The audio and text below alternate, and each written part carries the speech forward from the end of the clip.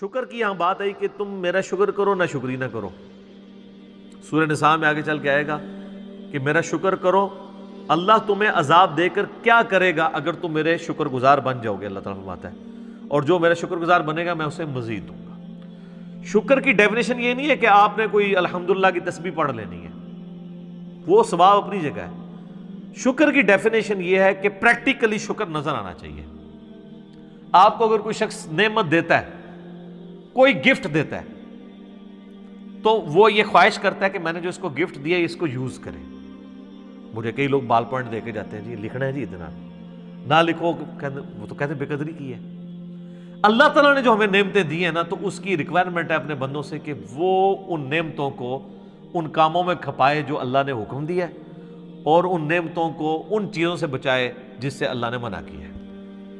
یعنی آنکھیں دی ہیں تو اللہ کی یہ خواہش ہے اپنے بندے سے کہ آنکھیں حرام کی طرف نہ اٹھیں. جب آپ نے حرام سے آنکھوں کو بچا لیا، آپ نے آنکھوں کا شکر ادا کر دیا. زبان کو حرام سے بچا لیا، زبان کا شکر ادا کر دیا.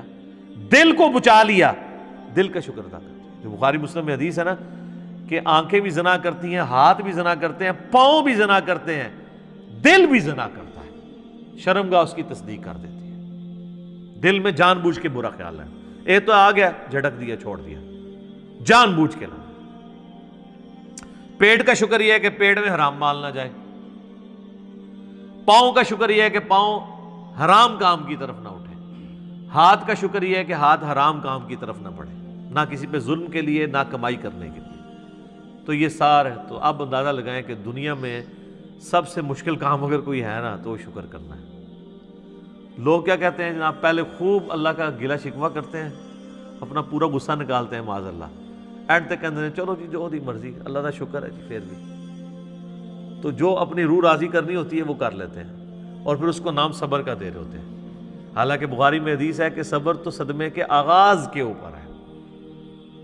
جب آپ نے اس وقت نہیں کیا تو پھر تو بات ختم ہو گئی. لے جی صبر کا ذکر شکر کے ساتھ جڑا ہوا ہے، تو اگلی آیت بھی سن لیں، وہ اسی سے ریلیٹڈ ہے. یا ایھا الذین آمنوا استعینوا بالصبر والصلاۃ، اے ایمان والو مدد طلب کیا کرو صبر کے ذریعے اور نماز کے ذریعے. کس کی مدد؟ اللہ کی. ظاہر ہے شیخ عبدالقادر جیلانی کی مدد تو نہیں طلب کرنی، مولا علی کی مدد تو نہیں طلب کرنی، اس سے اللہ کی. کیونکہ ساتھ ہی آ گیا ان اللہ مع الصابرین، بے شک اللہ صبر کرنے والوں کے ساتھ ہے. یعنی جو صبر کرنے والے ہیں ان کے ساتھ اللہ ہو جائے گا. جب وہ صبر کے ذریعے اللہ کو پکاریں گے اللہ ان کی مدد فرما دے گا. سمپل چیز ہے. صبر کے اندر پوری زندگی ہے. بلکہ نماز بھی صبر ہی ہے جناب. فجر کی نماز گرمیوں میں اٹھ کے پڑھنا صبر نہیں ہے جب نیند ہی نہیں پوری ہوتی. سردیوں میں نماز کے لیے وضو کرنا کیا صبر نہیں ہے؟ صبر کی 3 اقسام ہے مینلی. ایک صبر ہے اللہ تعالیٰ کی طرف سے آئے ہوئے تکلیفوں پہ صبر کرنا، وہ تو ہم سب کو پتہ ہے، اور وہ صبر ہوگا ابتدائی صدمے پہ. اس کی آگے آیات بھی آ جائیں گے. اس کے لیے آپ نے کہنا ہے انا للہ و انا الیہ راجعون. بے شک ہم خود بھی تو اللہ کی طرف سے آئے تھے، ہم نے لوٹ کے اللہ کی طرف جانا ہے. یہ تکلیف بھی آئی، الٹیمیٹلی چلی جائے گی. اور صحیح مسلم میں آگے ایک اور دعا کا حصہ ہے، اللہم اجرنی فی مصیبتی واخلف لی خیرا منہا. تو مسلم شریف کے الفاظ ہیں، جو یہ دعا پڑھ لے گا تو اللہ تعالیٰ اسے بہتر نعم البدل عطا فرمائے گا اس چھوٹ جانے والی چیز کے ایکویولنٹ. اس کا مطلب یہی ہے اللہم اجرنی فی مصیبتی، اے اللہ اس مصیبت میں مجھے اجر عطا فرما، واخلف لی خیرا منہا، اس سے بہتر میرے لیے خلیفہ مقرر کر دے، بہتر نعم البدل.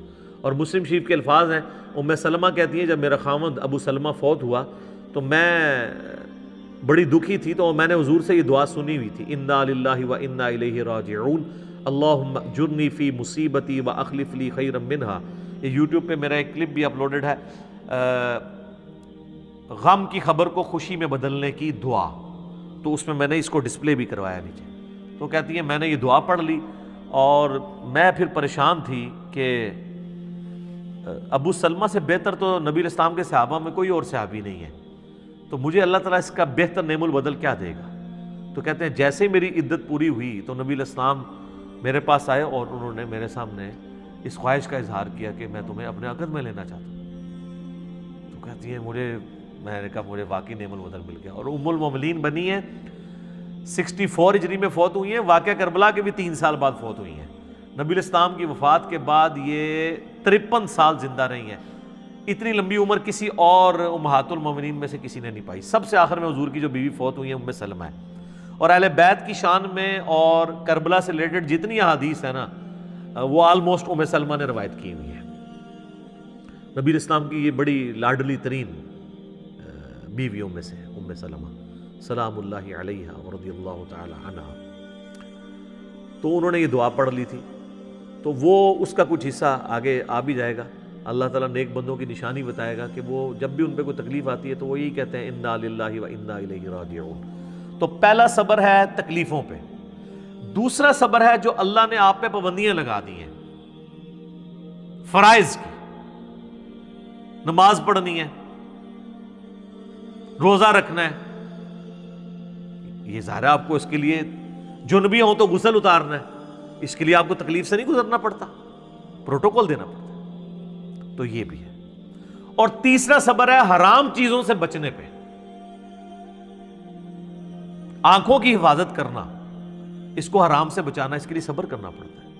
حرام کما کے راتوں رات امیر ہو جانا یہ تو آسان کام ہے، لیکن حلال کما کے روکھی سوکھی کھا کے گزارا کرنا اور اللہ سے ڈرنا کہ میں نے حرام کا لقمہ اپنے پیٹ میں نہیں جانے دینا، اس کے لیے آپ کو صبر کرنا پڑے گا۔ تو یہ 3 صبر ہیں۔ نمبر 1 اللہ کی طرف سے آئی ہوئی تکالیف پہ صبر، نمبر 2 اللہ نے جو آپ پہ فرائض لگائے ہیں ان فرضوں کو منوان اسی طریقے سے پورا کرنے میں جو تکلیفیں اٹھانی ہیں اس پہ صبر، چاہے وہ گرمیوں کے روزے ہوں اور سردیوں کے وضو ہوں اور گرمیوں کی فجر کی نماز ہو، اور تیسرا اللہ تبارک و تعالیٰ نے جو حرام سے بچنے کے لیے آپ کو ایمفسائز کیا ہے اور اٹریکشن بھی رکھ دی اس حرام کے اندر، تو صبر کرنا پڑے گا نا۔ اٹریکشن تو ہے ہر حرام چیز میں۔ مسلم شریف میں حدیث ہے اللہ تعالیٰ نے جنت کو ناگوار چیزوں سے ڈھانپ دیا ہے اور جہنم کو، دوزخ کو خوشگوار چیزوں سے ڈھانپا ہوا ہے، یعنی دنیا میں ہر خوشگوار چیز دوزخ کی طرف لے جاتی ہے اور ہر ناگوار چیز جنت کی طرف لے جاتی ہے۔ اب وہ ناگوار کی ہرڈلز جو عبور کرے گا نا تو جنت تک پہنچے گا، یہ ہے وہ چیز۔ اس پہ خیر گھنٹوں بولا جا سکتا ہے، میرا ایک لیکچر ضرور سنیں، میں نے ان ساری چیزوں کو اس میں بریف کیا ہے۔ مسئلہ 120 سورۃ الفرقان سے اللہ کے صحیح اولیاء کی 12 خصوصیات کیا ہیں وہ میں نے بیان کیے، اس میں میں نے کافی ساری حدیثیں بیان کی تھی، آج بال نہیں کہ میں ان کی طرف جاؤں، ان آیات کو کور کر لیتے ہیں۔ وَلَنَبْلُوَنَّكُمْ بِشَيْءٍ مِّنَ الْخَوْفِ وَالْجُوعِ، اور ہم ضرور آزمائیں گے تمہیں تھوڑے سے خوف سے، تھوڑی سی بھوک سے، وَنَقْصٍ مِّنَ الْأَمْوَالِ، اور تمہارے مال میں نقصان کے ذریعے، وَالْأَنفُسِ وَالثَّمَرَاتِ، اور تمہاری جانوں میں نقصان کے ذریعے، اور تمہارے پھلوں میں جو تمہارے پاس ایسٹس ہیں یا تمہاری کھیتی ہے کوئی بھی چیز۔ وَبَشِّرِ الصَّابِرِينَ، اور پھر بشارت ہوگی جو صبر کر لیں گے، یعنی اللہ نے یہ کنفرم کر دیا ہے کہ آزمائے بغیر میں نے کو نہیں چھوڑنا۔ اب یہ ایک آیت اس بات کی متقاضی ہے کہ میں 1 گھنٹہ صرف اس آیت کے اوپر بولوں کہ اللہ تبارک و تعالیٰ نے انسان کو ضرور آزمانا ہے۔ بہرحال چونکہ میں نے یہ پچھلے دنوں جو کرونا سے ریلیٹڈ بھی ویڈیو ریکارڈ کروائی ہے اس میں میں نے اس آیت کو کور کیا، اور اس کے کانٹیکسٹ میں سورہ الحدید کی آیت نمبر 22 اور 23 میں اللہ تعالیٰ نے فرمایا کہ زمین و آسمان میں کوئی مصیبت ہم نازل کریں یا تمہاری جانوں میں تو ہم نے اس سے پہلے ہی روئے محفوظ میں اسے لکھ لیا ہے، تاکہ جو تمہیں تکلیف پہنچے تم اس کے اوپر غم نہ کرو، اور جو تمہیں اللہ کی طرف سے اچھائی ملے اس کے اوپر شیخی نہ بگاڑو، اللہ کو شیخی بگاڑنے والے پسند نہیں ہے۔ تو یہ ہمارا ٹیسٹ ہے، سورۃ الانبیاء میں ہے کہ ہم اچھے اور برے حالات کے ذریعے تمہیں آزماتے رہیں گے، لیکن ہمارے لیے یہ ہے کہ صبر کرنا ہے۔ مبشر الصابرین، بشارت ہے صبر والوں کے لیے۔ الذین اذا اصابتہم مصیبہ، وہ لوگ ایسے ہیں کہ جب انہیں کوئی مصیبت پہنچتی ہے، قالوا انا للہ وانا الیہ راجعون، ان کا یہ ایٹیچیوڈ ہوتا ہے کہ یار ہم بھی تو اللہ کی طرف سے آئے تھے، ہم نے بھی مر کے اللہ کے پاس جانا ہے، ہم نے خود ہی مر جانا ہے، تو یہ جو تکلیف ہمارے پاس آئی تھی زیادہ سے زیادہ ہمیں موت ہی دے سکتی ہے نا، تکلیف بھی اللہ کے پاس چلی جائے گی تو ہم نے بھی تو ایک نہ ایک دن اللہ کے پاس چلے ہی جانا ہے۔ کتنی زبردست دعا ہے کہ موت ہر چیز کا اینڈ کر دے۔ وہ جب جادوگروں کو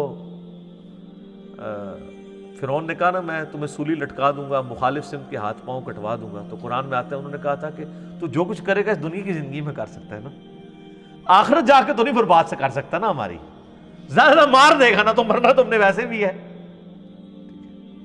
کیا تیری بات مان لیں تو پھر نہیں مریں گے؟ مرنا تو ہے ہی۔ اولئک علیہم صلوات من ربہم، اللہ اکبر۔